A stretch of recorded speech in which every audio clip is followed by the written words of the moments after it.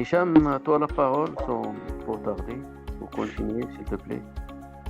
Ok, vous m'entendez? Très bien. Très bien, merci Abdelatif, merci Zakaria. On aimerait que ça soit plus interactif comme séance, mais là on est plus de 175 personnes, donc l'interaction se limite aux questions postées sur le chat et au Q&A vers la fin. Donc il me semble que de partir d'une petite synthèse de quelques secondes de ce que Zakaria, mon collègue Zakaria a souligné, c'est que la revue de littérature porte sur le neuf, ce qui est nouveau par rapport à ce qui existe. Et, Hicham, tu peux mettre ta caméra, s'il te plaît?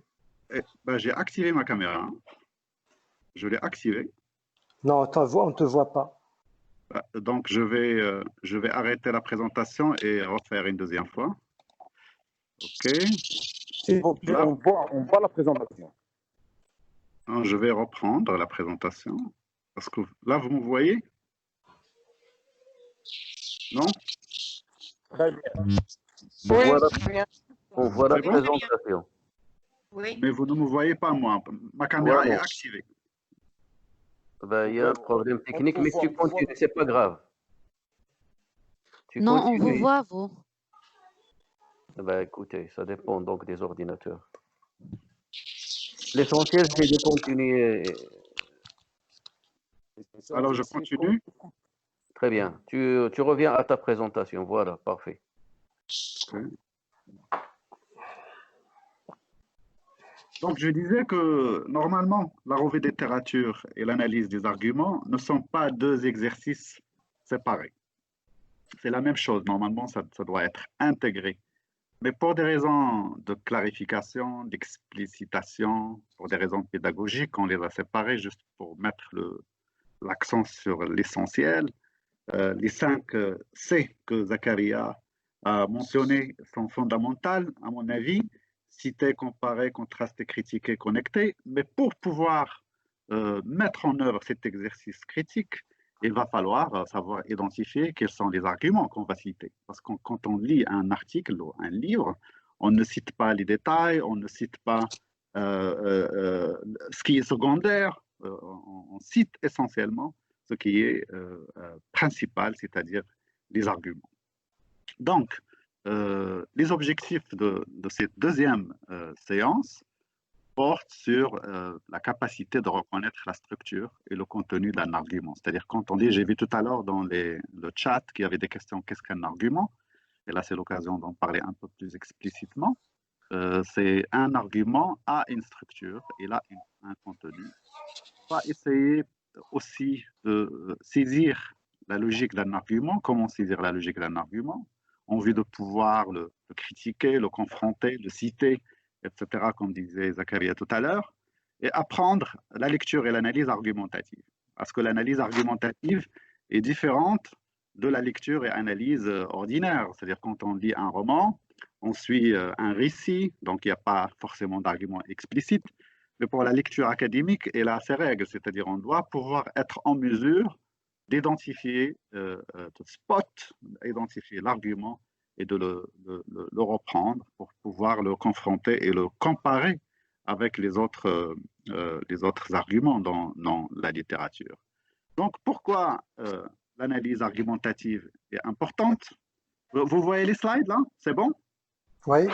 Très bien. Donc, je dis pourquoi l'analyse argumentative est importante, parce que les chercheurs ne sont pas toujours d'accord. Ils n'adoptent pas toujours les mêmes théories, les mêmes méthodes, les mêmes approches pour parler du même thème. Ils ont des visions différentes, des opinions différentes sur d'abord ce que c'est la réalité sociale. C'est on investigue la réalité sociale.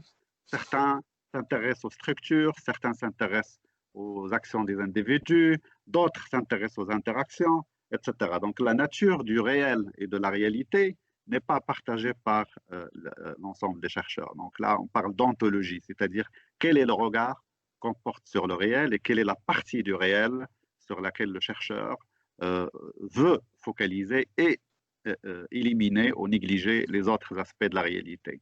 Ça, c'est un. D'abord, il y a la nature de la réalité. Deux, comment peut-on construire un savoir sur cette réalité? Là, c'est la question épistémologique qu'on invoque ici, c'est-à-dire comment peut-on construire un savoir et quelle est la nature de ce savoir sur cette réalité. Et trois, ils diffèrent également, les chercheurs diffèrent en termes de méthodologie, c'est-à-dire quelles sont les étapes valides qui permettent aux chercheurs d'acquérir ce savoir. Tout à l'heure, Zakaria a mentionné que ce processus n'est nullement linéaire et ne doit pas certes être linéaire, mais c'est un processus itératif. Et je pense qu'une bonne revue de littérature, c'est le produit final.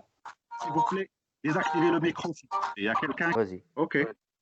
Très bien. Donc, je disais qu'une bonne revue de littérature est celle qui inclut les différents arguments des auteurs de la littérature existante, mais ce n'est pas, c'est un processus, c'est-à-dire que pour qu'on puisse faire une revue de littérature selon l'approche proposée par Zakaria, c'est la fin d'un processus, c'est pas le début.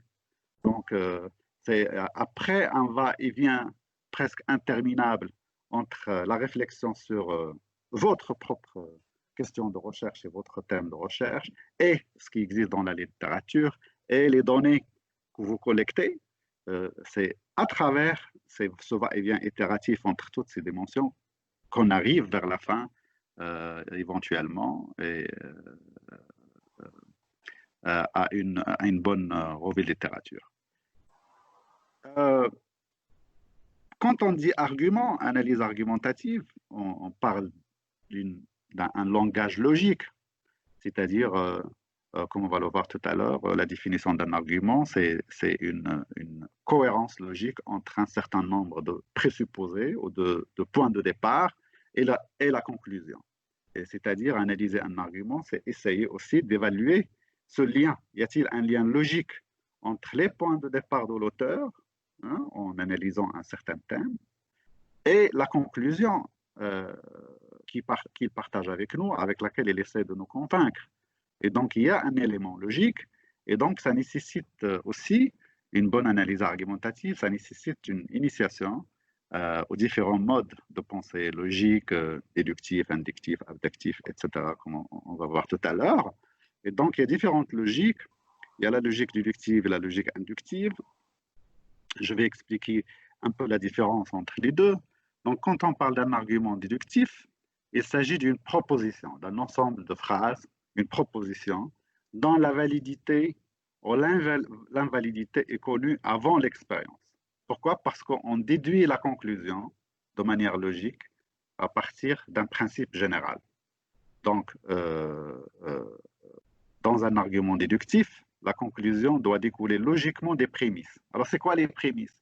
Les prémices, ce sont des propositions aussi, mais qui servent de raison pour appuyer la conclusion. Donc là, c'est un exemple qui est très connu dans l'histoire de la philosophie, tout le monde l'utilise. La conclusion ici, c'est que X est mortel. N'importe quel homme ou femme est mortel. Donc, qu'est-ce qui nous fait partager ou ne pas partager cette conclusion? Il faut examiner les prémices. Est-ce que la conclusion découle directement des prémices, logiquement des prémices? C'est-à-dire, si les prémices sont vraies, il n'y a aucune possibilité que la conclusion soit fausse. Donc, prémisse 1, tous les humains sont mortels. Ça, c'est un principe général, c'est-à-dire qu'il y a une population qui s'appelle humains, des hommes et des femmes, des êtres humains, qui ont une caractéristique, une propriété, qui est la mortalité. Ils sont mortels, ils ne sont pas immortels. Et donc, deuxième prémisse, on va prendre quelqu'un au hasard et on va poser la question, on va dire X, disons Abdelatif ou Hicham ou Zakaria ou n'importe qui, est un homme. Hein? C'est-à-dire, est-ce qu'il porte la même caractéristique qui caractérise cette population?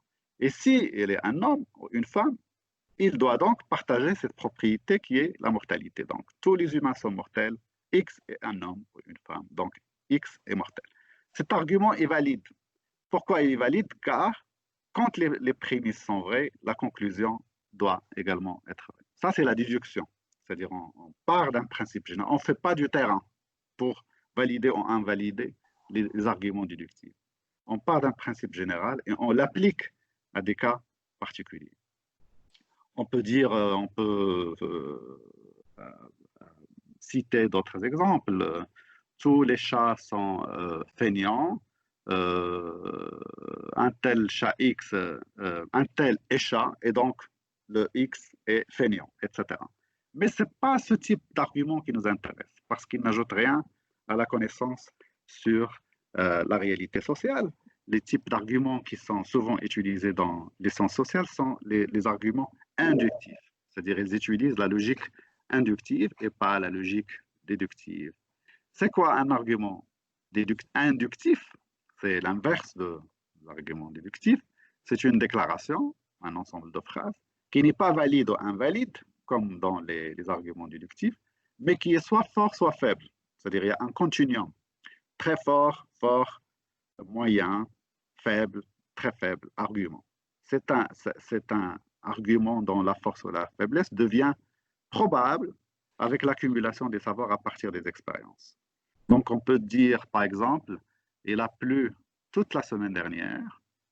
Ça, c'est un constat empirique, ce n'est pas un principe théorique. Il a plu toute la semaine dernière et il est fort probable qu'il pleuve demain.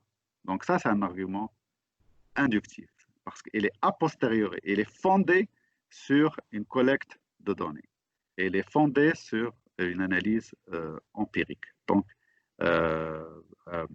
les arguments déductifs sont sont fondés sur l'observation du phénomène que le chercheur ou la chercheure est en train d'étudier. Là, je vous donne un exemple ici.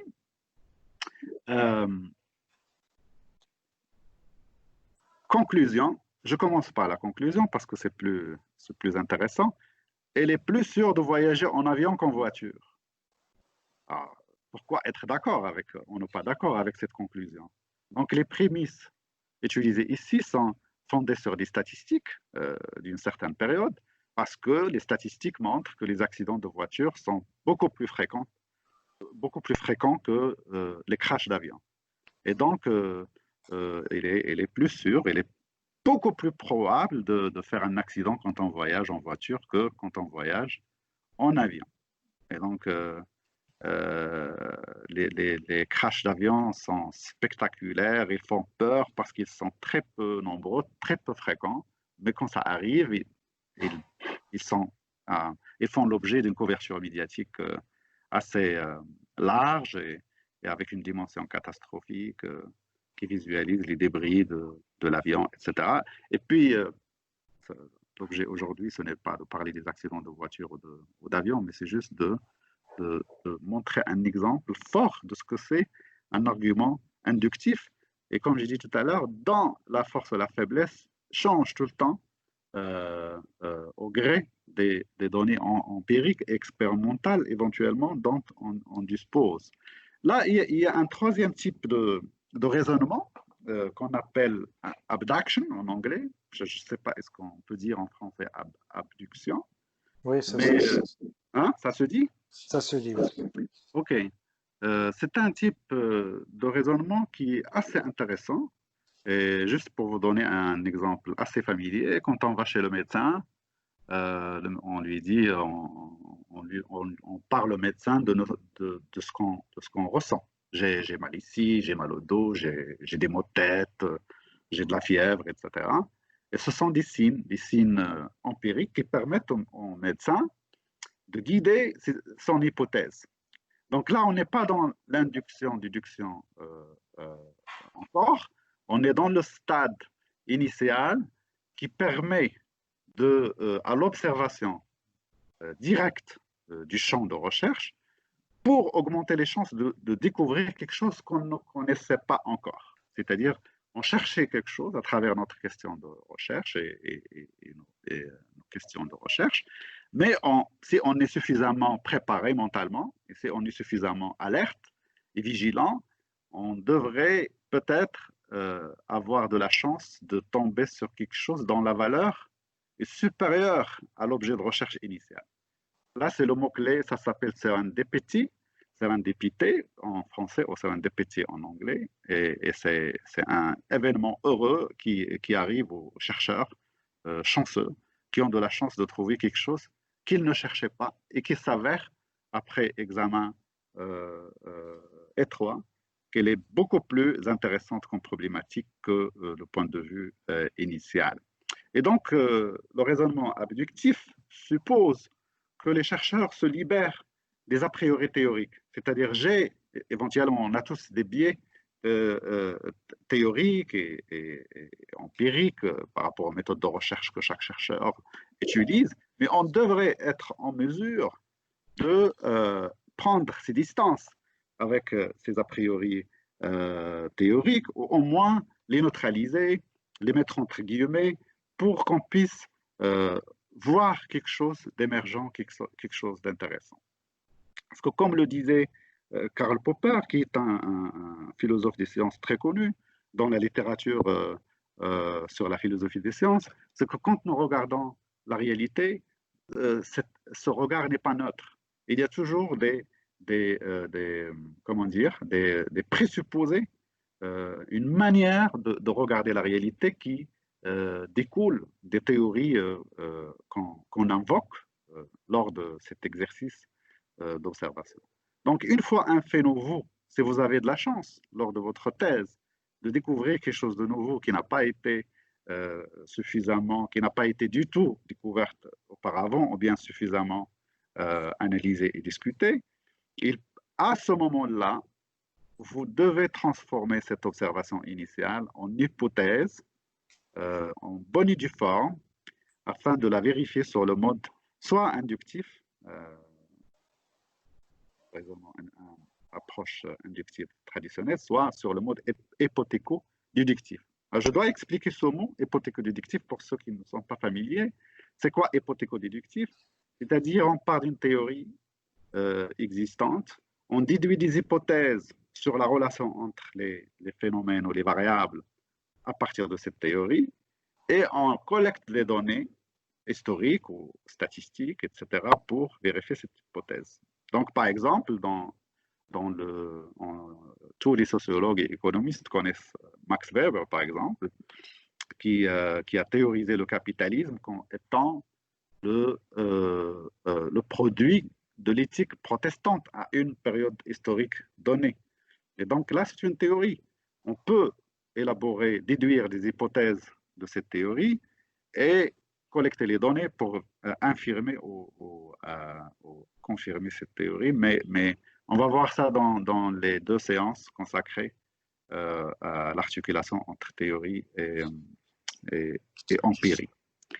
Un exemple, si vous avez de la chance de découvrir quelque chose de nouveau qui n'est pas suffisamment connu par la communauté des chercheurs, vous analysez par exemple un corpus de données sur un thème particulier et vous voyez que c'est possible de développer une nouvelle typologie, autre que celle que les autres typologies qui sont qui sont courantes dans votre discipline. Et donc, là, vous pouvez venir avec une nouvelle typologie parce que vous avez constaté éventuellement qu'il y a des caractéristiques que certains participants à votre recherche ou certains de votre échantillon montrent qui ne rentrent pas dans les typologies traditionnelles. Et donc, votre recherche peut élaborer une nouvelle typologie du phénomène que vous étudiez. Si vous utilisez abstraction, vous pouvez élaborer les typologies existantes. Et si vous arrivez à élaborer une nouvelle typologie, ce ne sera pas une vérité alternative, mais une piste nouvelle pour d'autres chercheurs pour confirmer ou infirmer la validité ou la pertinence de votre chercheur. Alors là, on vient à la définition, après cette longue introduction, on vient à la définition d'un argument. Qu'est-ce qu'un argument?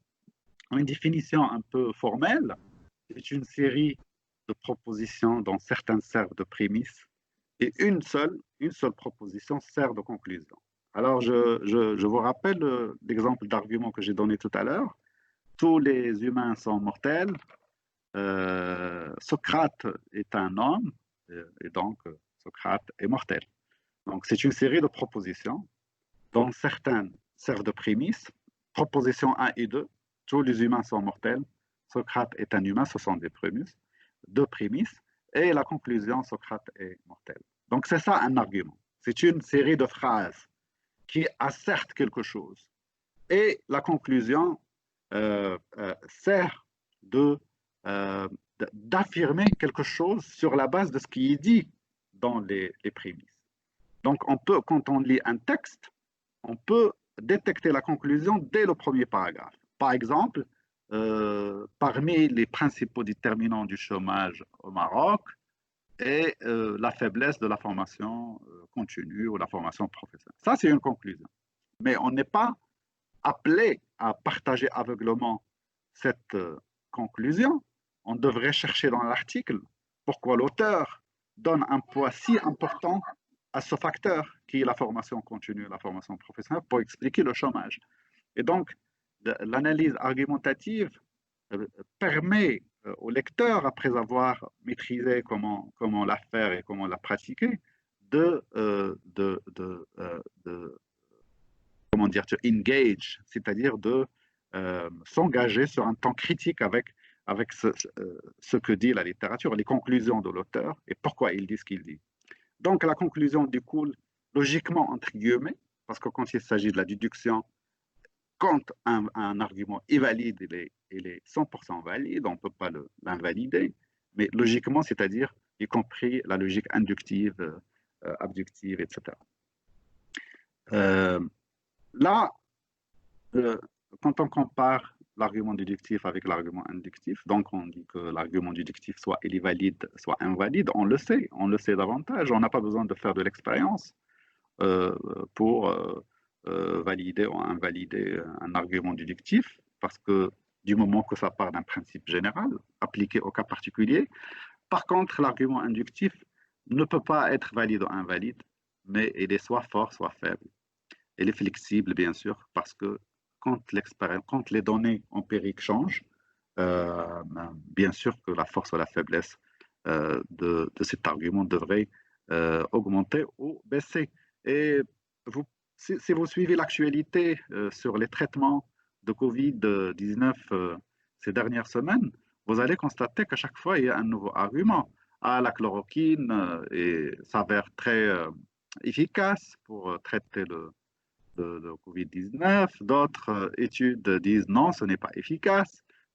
Notre échantillon a permis de voir que ça a des effets secondaires sérieux, etc., etc. Donc, ce n'est pas, vous allez comprendre que ce n'est pas vrai ou faux, mais la faiblesse ou la force de cet argument, de cette conclusion, de n'importe quelle étude, elle provient de ce que les données analysées permettent de dire à ce moment-là, moment T, par rapport à l'objet d'étude analysée. Et donc, ce n'est pas définitif. Il y a beaucoup de gens qui ne comprennent pas pourquoi les chercheurs en épidémiologie et en médecine s'accrochent tout le temps ces dernières semaines par rapport au traitement possible de Covid, mais c'est normal. C'est quoi de plus normal? C'est la nature même de la science expérimentale, la science empirique. Ce qu'on peut dire n'est pas définitif, mais elle est circonscrite par les données et les données empiriques qui sont à notre disposition à un temps T. Là, il y a un élément, une dimension fondamentale quand on analyse les arguments. Ce ne sont pas des arguments faits avec des matériaux concrets. Les arguments sont des propositions, c'est-à-dire ce sont des matériaux linguistiques. Et donc, on doit faire attention aux aspects linguistiques. C'est nécessaire pour pouvoir analyser un argument de manière critique. Il n'y a pas que la cohérence entre les données collectées et les conclusions atteintes par l'auteur, mais aussi le langage. Je pense que Zakaria l'a souligné tout à l'heure, le langage, c'est très important. Et donc, un argument, une série de propositions ou de phrases, il a différentes dimensions. Il y a la composante syntactique. La syntaxe. C'est quoi la syntaxe? C'est juste la manière dont on combine les mots et les phrases. Comment la conclusion est reliée sur le plan linguistique aux prémices Et là, quand la structure et la combinaison des phrases n'est pas claire, le sens n'est pas clair. Quand je dis demain je vais à l'école pour assister à un cours, la combinaison, l'ordre de ces mots permet de connaître le sens. Mais si je dis j'assiste à un cours demain, etc. Là, j'ai changé la combinaison des mots, l'ordre des mots, et ça ne produit pas le même sens. Donc, quand on parle de sens, on parle de la sémantique, c'est-à-dire le sens produit par la combinaison des mots et des phrases. Et donc, parfois, certains auteurs produisent un sens très sophistiqué dans la composition syntactique, par exemple, n'est pas très limpide pour les lecteurs, donc il faut lire et relire, etc.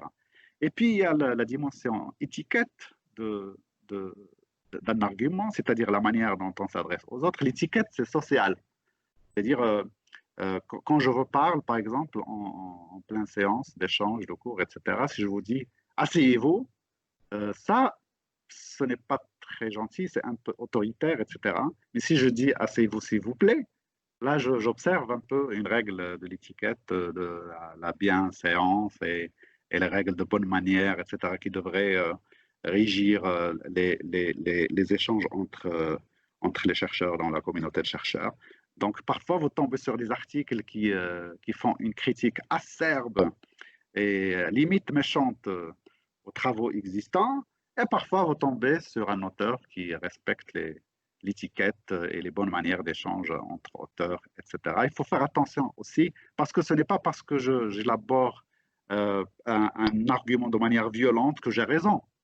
Donc, la dimension étiquette, il influence parfois faussement l'effet d'annonce que fait un auteur, non parce que ses conclusions découlent logiquement de ses prémices, c'est-à-dire il y a son argument est convaincant, mais parce qu'il parle avec une certaine manière autoritaire, etc. Et donc, en fin de compte, il y a la dimension pragmatique du langage. Parfois, ce n'est pas la syntaxe et la sémantique qui déterminent le sens d'un argument, mais c'est le sens utilisé. C'est-à-dire quand je dis je me suis senti heureux parce que un ami proche m'a rendu visite. Ça c'est pas un argument. C'est pour comprendre le sens de cette phrase, il faut se référer au contexte qui donne un sens à cette phrase. Et le contexte est toujours culturel. Et le culturel n'est pas universel. Et donc, le sens de certains mots, il dépend du contexte de leur utilisation par rapport au sens référentiel. C'est-à-dire, on dit que le langage, il y a deux écoles. Il y a le sens référentiel, c'est-à-dire que les mots n'ont un sens que quand ils ont un équivalent empirique. Ceci est un ordinateur. Ceci est une classe. Ceci est une bouteille d'eau, etc. Donc, il y a un référentiel. Ce mot n'a de sens que parce qu'il a un équivalent dans la réalité. Et il y a le sens visé, le sens utilisé dans le contexte. Et si vous êtes intéressé, vous pouvez chercher les travaux du philosophe du langage, Ludwig Wittgenstein. C'est-à-dire que chaque language game, veut dire que c'est du jeu de langage. C'est-à-dire que chaque communauté développe les règles de son propre langage. Et ce que cela veut dire? Par exemple, les économistes et les économètres, ils ont leur propre langage qui n'est pas compréhensible par ceux qui sont en dehors de la discipline.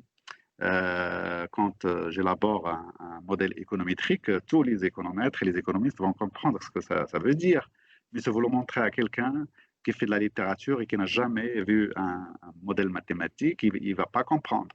Et donc, les mathématiciens aussi, ils ont leur propre jeu de langage, c'est-à-dire que le sens des mots et des phrases et des arguments n'a pas un fondement universel qu'on doit trouver, mais ça vient du contexte de l'utilisation et du consensus de la communauté des chercheurs. Quand la communauté de chercheurs se met d'accord sur le sens d'une chose, d'une théorie ou d'une méthode ou d'un argument, il devient accepté par cette communauté et ce sens-là est un sens visé, utilisé, et ce n'est pas un sens universellement valable. Donc, ça, il faut le garder en tête quand vous lisez la littérature, et c'est un exercice à faire, c'est un exercice pénible, ce n'est pas facile, ce n'est pas une recette de la cuisine, c'est-à-dire, on ne va pas vers la fin, Zakaria et moi, vous donner une recette, si vous faites ça et ça et ça, vous allez pouvoir produire une bonne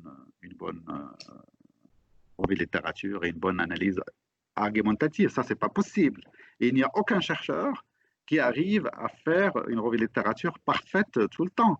C'est un processus d'apprentissage ouvert qui n'a pas de plafond.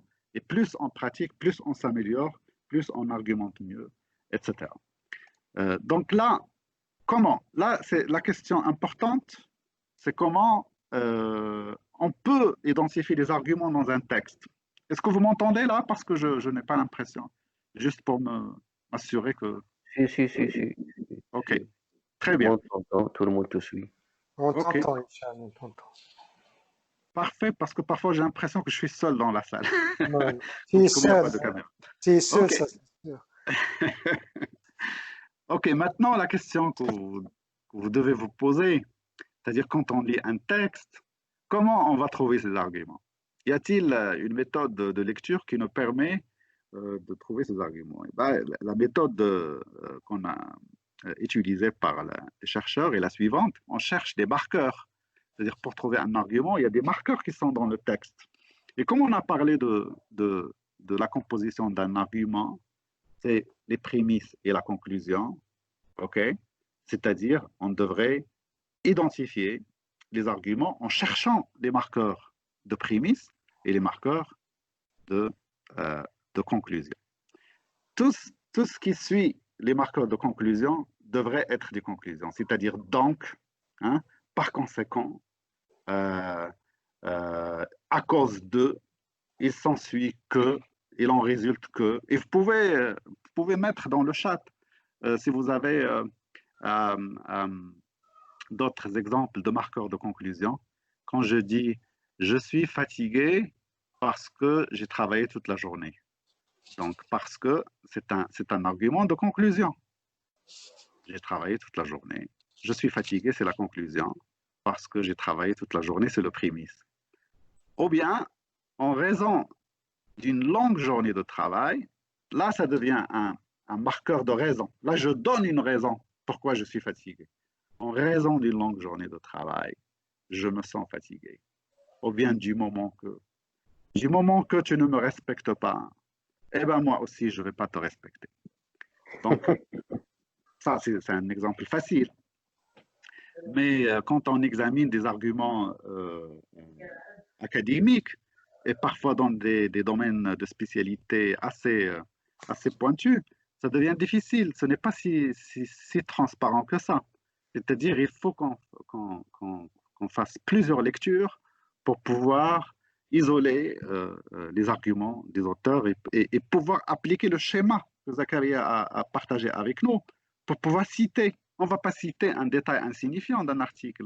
Il va falloir identifier l'argument principal pour pouvoir le citer, le comparer, le contraster, le critiquer et le connecter avec le savoir existant. Donc, ce qu'on peut faire, c'est encercler quand on lit le texte. Bon, si on avait le temps, on aurait ouvert un texte ici et faire l'exercice ensemble, mais ça, je vous laisse le soin de le faire tout seul. Encercler les marqueurs de raison, c'est-à-dire les phrases qui appuient la conclusion. Encerclez-les avec un cercle, par exemple, et les marqueurs de conclusion avec un carré ou un triangle. Comme ça, vous avez une légende. Quand vous lisez le document, vous avez une légende. Quand vous voyez un carré ou un triangle, il s'agit là d'un marqueur de conclusion, c'est-à-dire il y a une conclusion qui va suivre, ou bien un marqueur de prémisse, de raison, c'est-à-dire quand je vois un cercle, hein, quand je relis le texte quelques jours plus tard, quand je vois un cercle, je sais que c'est un marqueur de prémisse. Et là, ça vous permet d'accéder à un autre niveau de lecture, c'est-à-dire là, vous rentrez dans le vif, vous rentrez comment dire, en relation intime avec l'auteur, parce que vous êtes en train de mettre le doigt sur sa manière de penser, de raisonner, etc. Vous n'êtes pas embrouillé par les détails insignifiants, secondaires, par exemple, quand on lit un article, on peut le réduire à quelques paragraphes si on arrive à identifier les arguments, parce que le reste de l'article, ce sont des données de contexte pour que le lecteur puisse situer les résultats de cette recherche dans le contexte plus général. Parfois, c'est des exemples qui illustrent l'argument. Donc, les exemples ne sont pas fondamentaux. Ils ne sont importants que quand ils illustrent l'argument principal et les arguments secondaires de l'auteur. Donc, on peut enlever tout ça. Une fois on comprend l'argument dans son contexte, on peut tout enlever. On peut enlever les exemples, le contexte, etc. Et ce qu'on appelle en anglais excess verbiage. C'est parfois les auteurs, ils ont une certaine tendance à écrire de manière, comment dire, on dit diatribe, non? Diatribe, c'est-à-dire il y a un flux non nécessaire et qui n'ajoute rien à l'argument principal. Alors, si on n'arrive pas à appliquer cette manière très logique, etc., d'identifier les arguments, il y a Tolmin qui écrit beaucoup sur l'argumentation. Je fournis la référence à la fin du texte d'un livre qu'il a écrit, The Use of Arguments. Si on n'arrive pas à trouver un argument qui a la forme standard, prémisse 1, 2, 3, 4 et conclusion, il suffit de voir, d'identifier la conclusion de l'auteur. Qu'est-ce qu'elle essaie de nous dire? Qu'est-ce qu'elle conclut? C'est quoi l'essentiel de ce qu'il dit? La conclusion. Et de voir quel est le lien de cette conclusion avec les données et les observations de cet auteur. Et de voir est-ce que ce lien est évident ou bien sa conclusion n'est pas très convaincante parce qu'il y a un lien très faible avec ces données, ces observations, etc.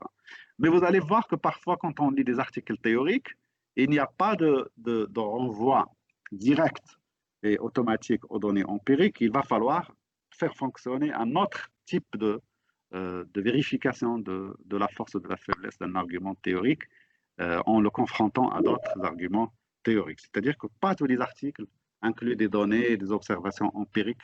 Et ça, je pense qu'on va l'approfondir dans les 2 séances qui sont consacrées à l'articulation entre théorie et empirie. Donc, quand on fait un argument,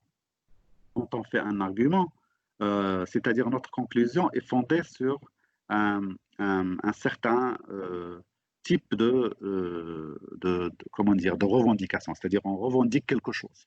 Quand je développe un argument, je le partage avec les lecteurs dans une revue, c'est-à-dire que je développe une certaine revendication. Soit c'est une revendication de fait, c'est-à-dire que par exemple, mon étude conclut que la consommation du tabac coûte beaucoup au système de santé publique.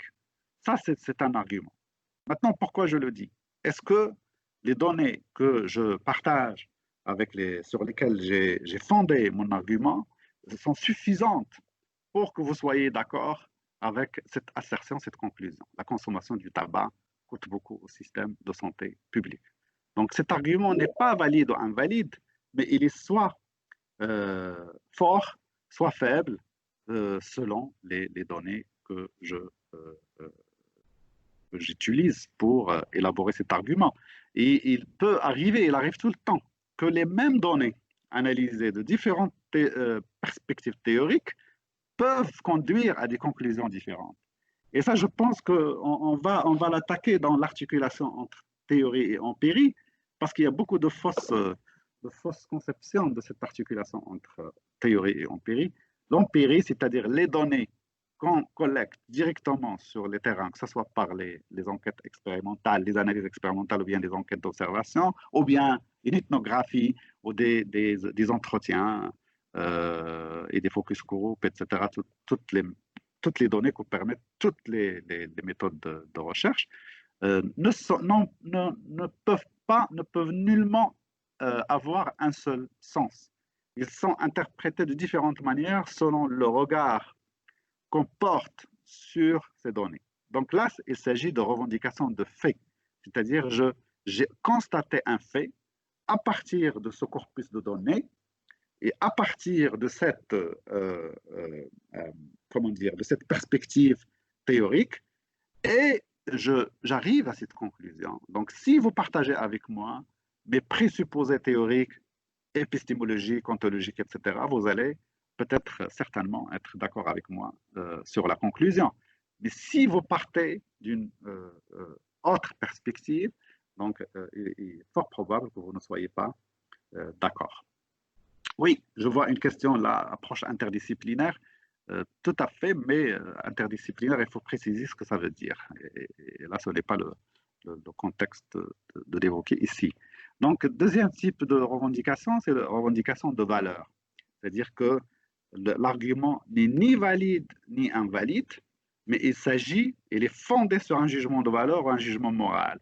Par exemple, quand je dis à un enfant, tu regardes trop la télé, alors que regarder la télé, c'est une perte de temps. Alors, il faut convaincre. Pourquoi? Parce que ce n'est pas valide ou invalide logiquement.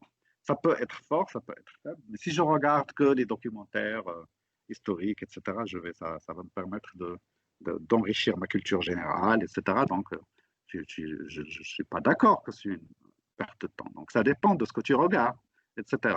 Donc là, c'est un jugement de valeur. Et on devrait, en lisant, être en mesure de pouvoir identifier le type de revendication fait par l'auteur quand il arrive à sa conclusion. Troisième type de revendication, c'est une revendication relative au choix politique. C'est-à-dire que parfois, et ça, si vous regardez les parlements, les différents parlements dans le monde, et pas que le Parlement marocain, vous allez voir que l'argumentation des politiciens, des parlementaires et des membres de gouvernement, elle est fondée sur ce type de revendication. Là, je vous donne un exemple. Ici, la lecture est nécessaire au développement de la culture et partant du développement en général. Et donc, il faut investir, il faut augmenter les budgets des bibliothèques, etc. Et d'organiser des événements de lecture, etc. etc. Ça aussi, c'est un argument qui n'est ni vrai ni fou, mais il découle directement d'un présupposé politique, d'un choix politique. Chaque gouvernement, et si vous regardez la déclaration gouvernementale et surtout la loi de finances, vous pouvez facilement identifier quels sont les choix politiques du gouvernement en regardant un peu les chiffres du budget, etc. Comme on dit, le money, comme disent les Anglais, money is the most important indicator. C'est-à-dire, si vous voulez savoir les priorités d'un gouvernement, allez-y voir les domaines qui reçoivent les budgets les plus importants. Donc là, il faut pouvoir identifier ce type d'argument et de le resituer dans son contexte. Il s'agit de choix politiques et non d'un argument vrai ou faux, etc. Il y a aussi la revendication conceptuelle. C'est-à-dire quand j'arrive à une conclusion, ce n'est pas parce qu'elle est appuyée par des prémices convaincantes, mais c'est parce que j'ai une conception particulière du phénomène que j'observe et sur lequel j'arrive à une certaine conclusion. Par exemple, si vous vous souvenez, l'année dernière, il y avait un débat très chaud au Maroc sur l'avortement. Il y avait deux camps. Un camp qui disait qu'avorter, c'est tuer, et donc il faut l'interdire, et c'est haram, et c'est interdit, etc. Et un autre camp qui disait que non, avorter, c'est disposer librement de son corps, et que ça n'a rien à voir avec tuer, parce qu'il s'agit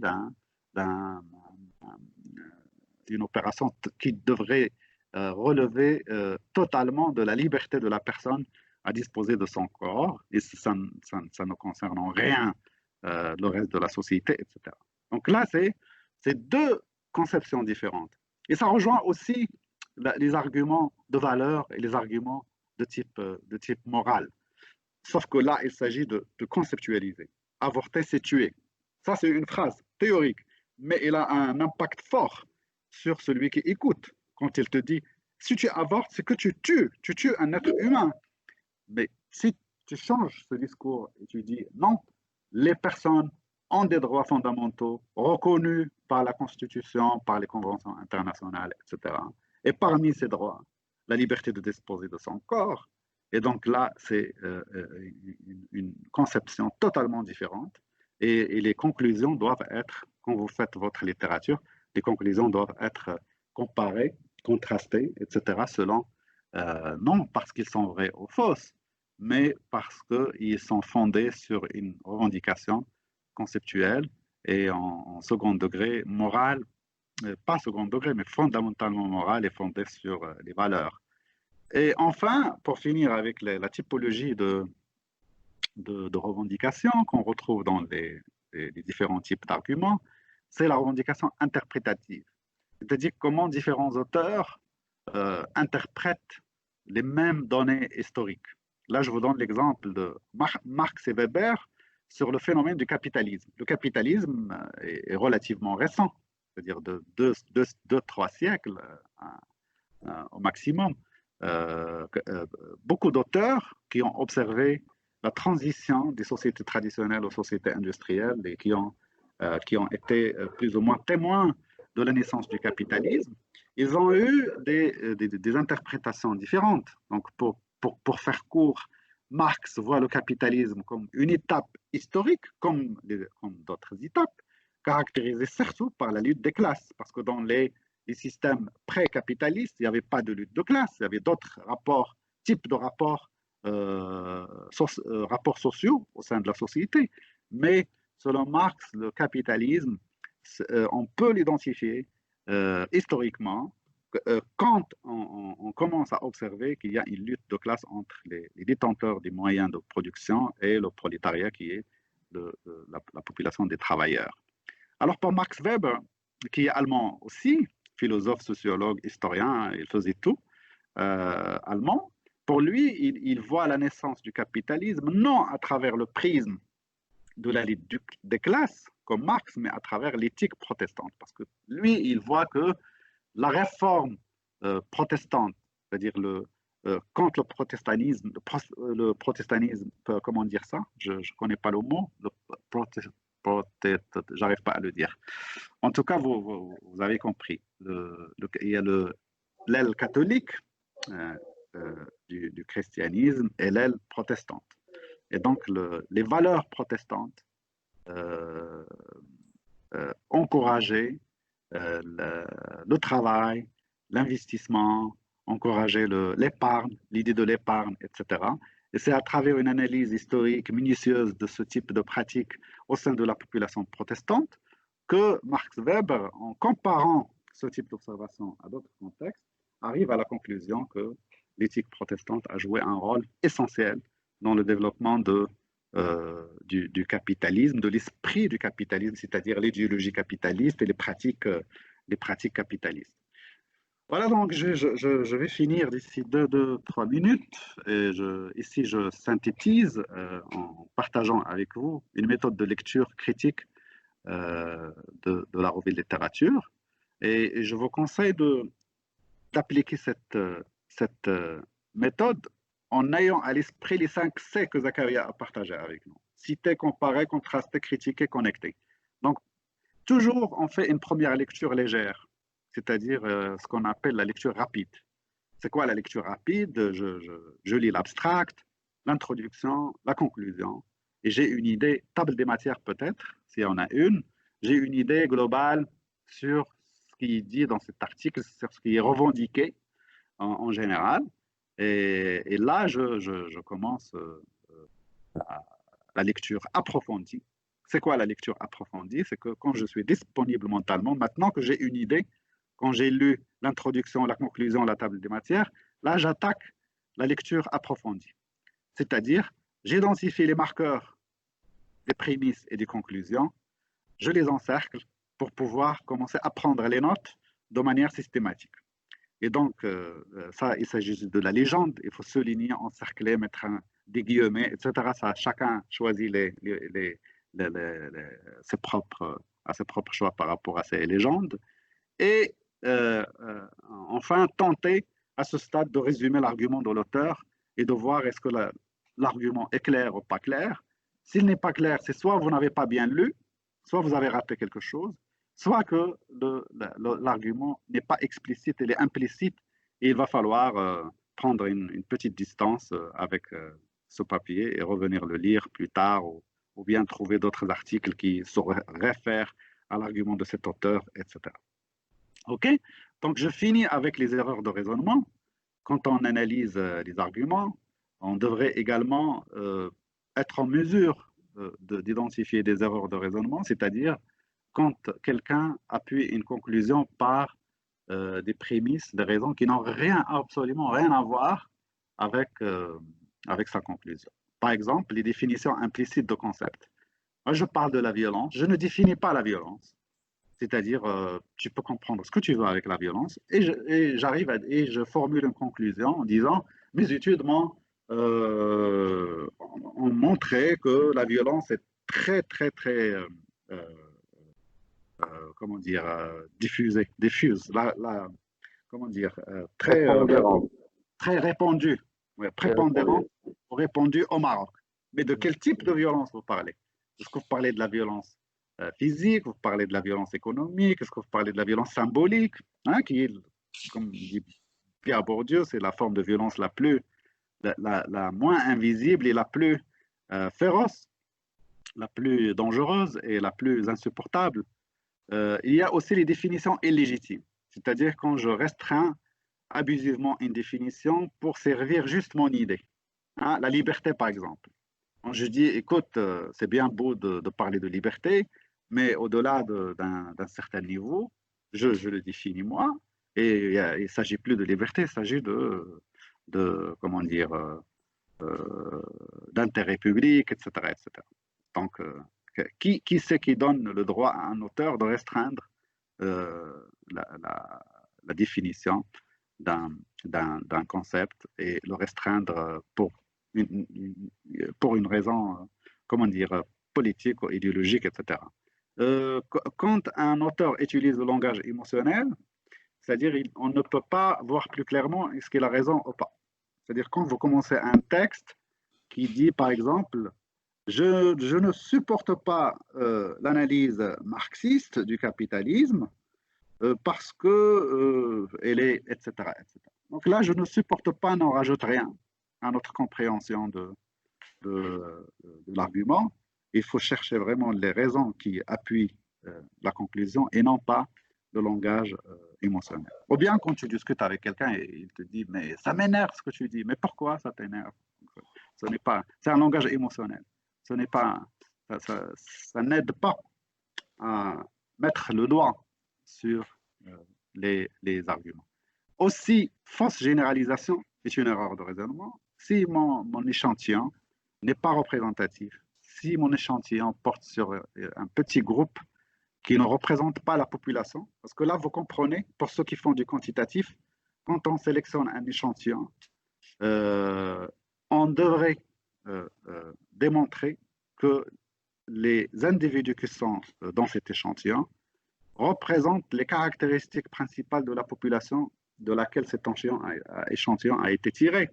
Et donc, si votre étude porte sur la population marocaine en général, et que votre échantillon inclut juste les ruraux, ou bien juste les urbains, ou bien juste une catégorie d'âge, vous ne pouvez pas généraliser vos conclusions à l'ensemble de la population. Et la même logique est implicite dans les échantillons qualitatifs aussi, parce que l'échantillon qualitatif est généralement beaucoup plus réduit que l'échantillon quantitatif, mais on prend en compte aussi l'exemplarité c'est pas la représentativité, mais l'exemplarité des cas intégrés dans notre échantillon. Il y a les fausses analogies. Alors, analogie, vous comprenez ce que c'est quand je n'arrive pas à expliquer une certaine situation nouvelle. Par exemple, je n'arrive pas à analyser comment fonctionne le réseau du tram de Rabat. Le réseau du tram de Rabat, je n'arrive pas à le comprendre. Et donc, je prends le réseau du tram d'une ville que je connais, par exemple Bordeaux, ou Paris, ou Londres, etc. Et je commence à analyser le réseau du tram de Rabat en ayant à l'esprit le réseau du tram de Londres. Et là, c'est une fausse analogie parce que les contextes ne sont pas similaires. Et donc, les utilisateurs ne sont pas les mêmes, l'histoire de ce réseau n'est pas la même, etc. Donc, l'analogie, c'est un type de raisonnement assez utilisé dans toutes les séances, et pas que les séances sociales, mais il faut être prudent. Si vous lisez des livres de logique ou vous suivez des cours de logique, vous allez vraiment être en mesure de comprendre ce que c'est les analogies et quelles sont les conditions de leurs utilisations, et quelles sont leurs limites, etc. Et un autre type de langage à éviter, c'est le langage excessif, technique excessif non nécessaire. C'est-à-dire si je commence à développer un argument avec un langage que seuls ceux qui appartiennent à une spécialité pointue comprennent, par exemple, un domaine très pointu de la philosophie, si je commence à utiliser transcendantalisme, l'analyse, la déduction transcendantale chez Kant, ce n'est pas tout le monde qui va comprendre et donc ce n'est pas nécessaire. Je peux le dire autrement pour que tout le monde comprenne ce que je dis. Et je vais finir avec deux types d'arguments à éviter. Argument d'autorité, c'est-à-dire quand tu n'arrives pas à défendre ta conclusion et tu te réfères à des autorités, des personnalités connues pour renforcer ta position. Non parce que, c'est-à-dire, je dis, mais Marx l'a dit. Est-ce que Marx, tu es mieux que Marx? Donc tu n'es pas mieux que Marx, donc tu l'affirmes, tu n'as pas raison, tu as tort. Ça, c'est un argument d'autorité. Il y a aussi l'argument ad hominem, ça c'est du latin, je crois, ou du grec. Ad hominem, c'est quand on critique la personne au lieu d'évaluer la validité de ses idées. Tout à l'heure, quand j'ai dit, pour ceux qui me connaissent, quand j'ai dit le tabac, la consommation du tabac coûte très cher à la santé publique, comme je fume, il y en a ceux ou celles qui vont me dire tu n'as aucune crédibilité de parler de ce sujet parce que toi-même tu es fumeur. Et donc, ça, c'est un argument ad hominem. C'est-à-dire quand on critique la personne, au lieu d'évaluer la validité ou l'invalidité, la force ou la faiblesse de ses idées, de ses arguments, etc. Et enfin, il y a le faux contexte, c'est-à-dire quand on décontextualise on décontextualise un argument de son contexte. Disons qu'on a fait une étude dans un contexte social, démographique, géographique différent et on généralise ces résultats à d'autres contextes. On fait une étude en France, par exemple, sur l'efficacité de la chloroquine dans le traitement de Covid et on l'applique de manière aveugle au Maroc, par exemple. C'est-à-dire, je parle des études, des arguments qui sont tirés d'études dans un contexte particulier. Okay, donc, il faut toujours situer les arguments dans leur contexte. Maintenant, il n'y a pas de règle, comme j'ai dit tout à l'heure. Zéro règle, zéro recette. Il ne s'agit pas d'un cookbook et de dire voici la recette, allez-y en cuisine. D'ailleurs, ça ne marche pas, même en cuisine. Est-ce qu'il y a quelqu'un qui a déjà pris une recette et ne sait pas cuisiner? Il rentre en cuisine, il ouvre son livre de cuisine, il commence à cuisiner alors qu'il n'a aucune expérience dans la cuisine. Je suis sûr que ça ne va pas marcher, ça m'est arrivé, ça crame, ça ne marche pas, ce n'est pas délicieux, ça ne correspond pas à ce qui est décrit dans le cookbook. Et donc, la seule règle, c'est la pratique, c'est-à-dire lire, se cultiver, lire les livres méthodologiques, pratiquer ces règles méthodologiques et jugez-les vous-même. Est-ce que ça marche? Est-ce que ça ne marche pas? Être critique vis-à-vis de la littérature, c'est aussi être critique vis-à-vis de soi-même. Et donc, il faut qu'on se remette en question, qu'on questionne notre capacité tout le temps à lire les documents académiques et non académiques et à pouvoir porter un jugement sur ces arguments. Est-ce qu'ils sont forts et faibles et pourquoi? Voilà, donc j'espère que je n'ai pas trop tardé, mais je m'arrête là. Merci Hicham de cet exposé, ces propos très riches, très intéressants, qui se recoupent et qui complètent les propos de notre ami Zakaria, que j'espère que ça a donné l'envie à nos jeunes chercheurs d'aller de l'avant et d'utiliser tout ce qu'ils ont appris aujourd'hui pour améliorer la qualité de leur travail et ça leur ouvre l'appétit pour devenir d'excellents chercheurs. Parce que être chercheur, comme vous le savez mieux que moi, ou au moins autant que moi, n'est pas facile. On ne va pas se cacher la face et dire qu'on peut devenir chercheur du jour au lendemain. C'est un parcours, et c'est un vrai parcours de combattant.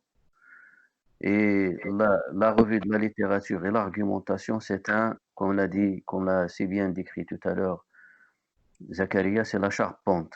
C'est vraiment les fondations d'un travail et d'un travail de recherche qui se respecte et qui permet au chercheur d'avoir sa place devant ses pairs, avec ses pairs, avec ses collègues, et d'être respecté en tant que tel.